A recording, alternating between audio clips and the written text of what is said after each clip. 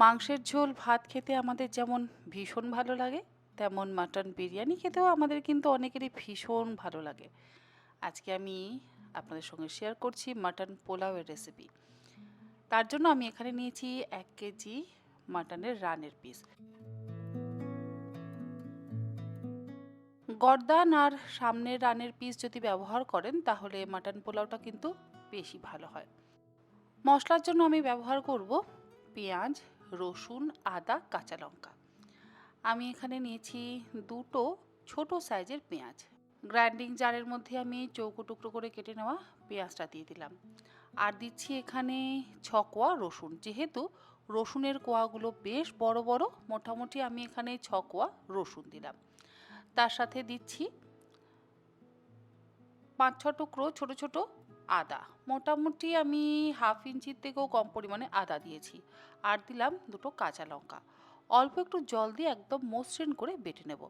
পেঁয়াজ, আদা, রসুন, কাঁচা লঙ্কা যে খুব একটা বেশি লাগবে তা কিন্তু একেবারেই নয়। খুব অল্প মশলা আমাদের ব্যবহার করতে হবে। এবার এই বেটে নেওয়া পেঁয়াজ, আদা, রসুনের মশলাটা আমি দিয়ে দিচ্ছি মাটনের মধ্যে।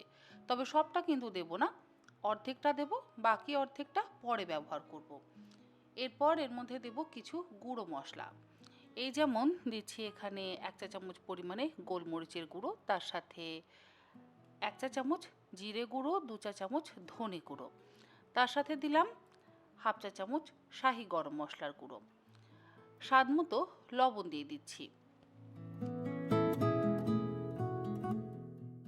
1/3 কাপ পরিমাণে টক দই দিয়ে দিচ্ছি। এরপরে সমস্ত কিছু একসাথে খুব ভালো করে মেখে নেব। কোনো রকম কাশ্মীরি লঙ্কার গুঁড়ো বা হলুদ গুঁড়োর কিন্তু ব্যবহার একেবারেই করব না। মাংস ম্যারিনেট করবার সময় কোনো রকম তেল ঘিয়ের ব্যবহারও করছি না। শুধুমাত্র মশলা দিয়ে আমি খুব ভালো করে মেখে নিয়ে 15 মিনিট রেখে দিচ্ছি। আপনারা চাইলে আরেকটু বেশি সময় ধরেও কিন্তু রাখতে পারেন।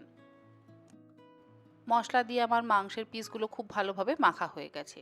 এবারে একটা আলাদা কাপড়ের পুঁটলি তৈরি করব। তার মধ্যে আমি নিচ্ছি দুটো স্টার অ্যানিস, একটা ছোট টুকরো জয়িত্রী, দিলাম এখানে 3টে ছোট এলাচ, একটা দারচিনি স্টিক, 4-5টা লবঙ্গ, একটা বড় এলাচ, 10-12টা গোটা গোলমরিচ, তার সাথে হাফ 1/2 চামচ গোটা জিরে, হাফ 1/2 চামচ গোটা ধনে, আর দিলাম দুটো তেজপাতা। এবারে এই মশলার পুঁটলিটাকে বেঁধে নেব।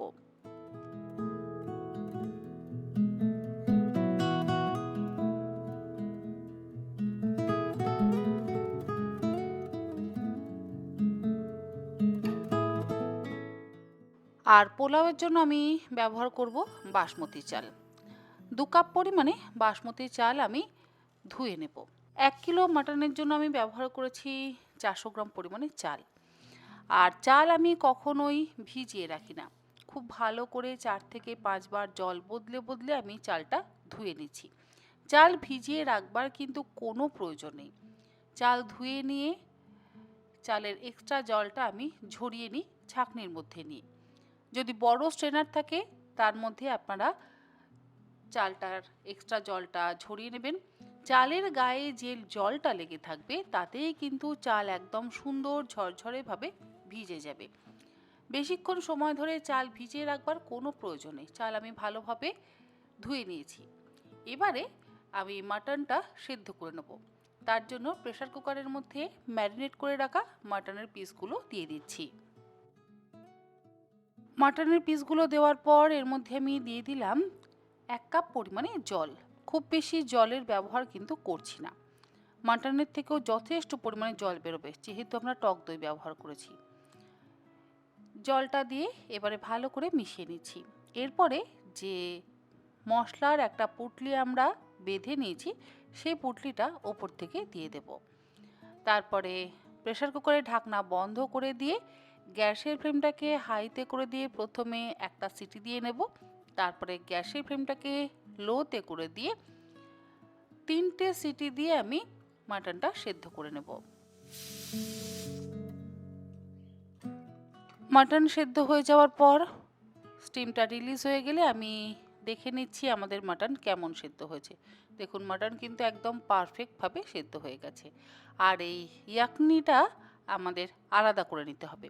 আমি মাটনের পিসগুলোকে আলাদা করে তুলে নিচ্ছি, আর যে ইয়াকনিটা আলাদা হয়ে রয়েছে সেটাকে ছাঁকনি দিয়ে কিন্তু অবশ্যই ছেঁকে নিয়ে তারপর পোলাওতে ব্যবহার করতে হবে।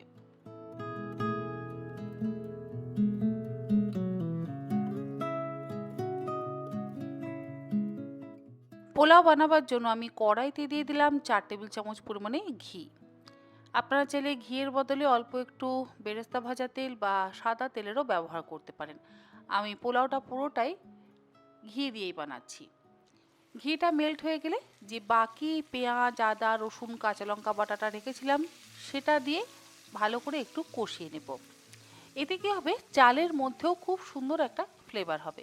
যদিও ওই যে ইয়াকনিটা আমরা আলাদা করে রেখেছি সেটা দিয়েই পোলাওটা হবে, কিন্তু একটু বাটা মশলা দিয়ে আমি প্রথমে কষিয়ে নিই।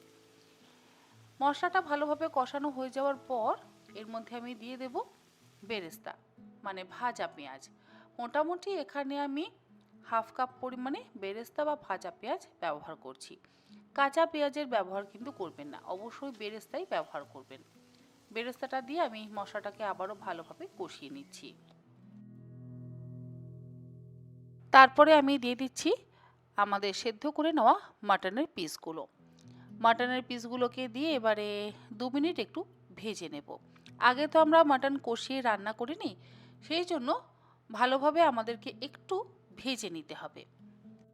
মিনিট 5-6 সময় ধরে আমাদের মাটনের এই পিসগুলো ভালোভাবে ভাজা হয়ে যাওয়ার পর এর মধ্যে আমি দিলাম 1/4 চা চামচ পরিমাণে কাশ্মীরি লঙ্কার গুঁড়ো।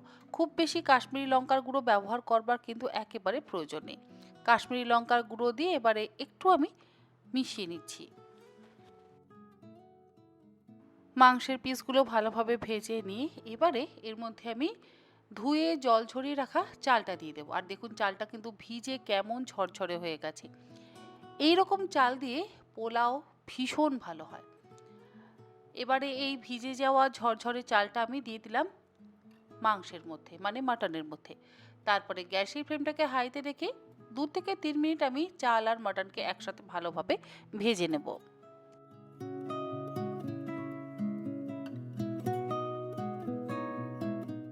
মাটনের সাথে চালটা ভালোভাবে ভাজতে ভাজতেই আমি ইয়াকনিটা কিন্তু ছেঁকে নিচ্ছি। অবশ্যই পোলাওতে যখন আপনারা ইয়াকনি ব্যবহার করবেন ছেঁকে নিয়ে তারপর ব্যবহার করবেন, তা না হলে পোলাওয়ের মধ্যে কোনো মশলার বড় টুকরো বা হাড়ের টুকরো থাকলে খেতে ভালো লাগবে না। এবারে ওই ইয়াকনিটা আমি কাপে করে মেপে নিয়ে তারপর কিন্তু মাংস আর চালের মধ্যে দেব। চাল নিয়েছি আমি 2 কাপ পরিমাণে, সেই জন্য আমি এখানে জলের মাপটা নেব 3 কাপ আর 3/4 কাপ। পুরোপুরি 4 কাপ জল কিন্তু কখনোই দেবেন না, তাহলে পোলাও গলে যাবে। যদি আপনারা ঝরঝরে পোলাও বানাতে চান তাহলে অবশ্যই জলের মাপটা আমাদের সঠিক নিতে হবে। আমি এক্সট্রা একটু জল নিয়েছি, সেই জলের মধ্যে নিলাম 1/4 কাপ পরিমাণে টক দই। টক দইটাকে খুব ভালোভাবে মিশিয়ে নিচ্ছি। প্রথমে দিয়েছি 2 কাপ জল, এবারে আমি দিয়ে দেব আরও 1 কাপ এবং 3/4 কাপ পরিমাণে জল। পুরোপুরি যদি 4 কাপ জল দেওয়া হয় তাহলে কিন্তু পোলাও গলে যাবে। সব সময় একটু কম জল ব্যবহার করবেন, দেখবেন যে কোনো পোলাও ঝরঝরে হবে। 2 কাপ চালের জন্য 4 কাপ জল কিন্তু দেওয়ার একেবারে প্রয়োজন নেই, আবার 1 কাপ চালের জন্য 2 কাপ জল দেওয়ার একেবারে প্রয়োজন নেই। যে কোনো পোলাও বানাতে গেলে সব সময় জলটা একটু কম ব্যবহার করবেন। যদি আপনারা 2 কাপ চাল ব্যবহার করেন 4 কাপের থেকে একটু কম জল ব্যবহার করবেন। মিশিয়ে নিয়ে আমি এর মধ্যে দিয়ে দিচ্ছি একটা ছোট সাইজের পাতিলেবুর রস। আবারও একটু স্বাদ মতো লবণ দিয়ে দিচ্ছি। ইয়াকনিতে তো অবশ্যই লবণ আছে, কিন্তু যেহেতু চালটা দিলাম সেই জন্য আমাদের স্বাদ মতো একটু লবণ তো দিতেই হবে। সামান্য একটু চিনি দিয়ে দিলাম। এবারে ভালো করে মিশিয়ে নেব।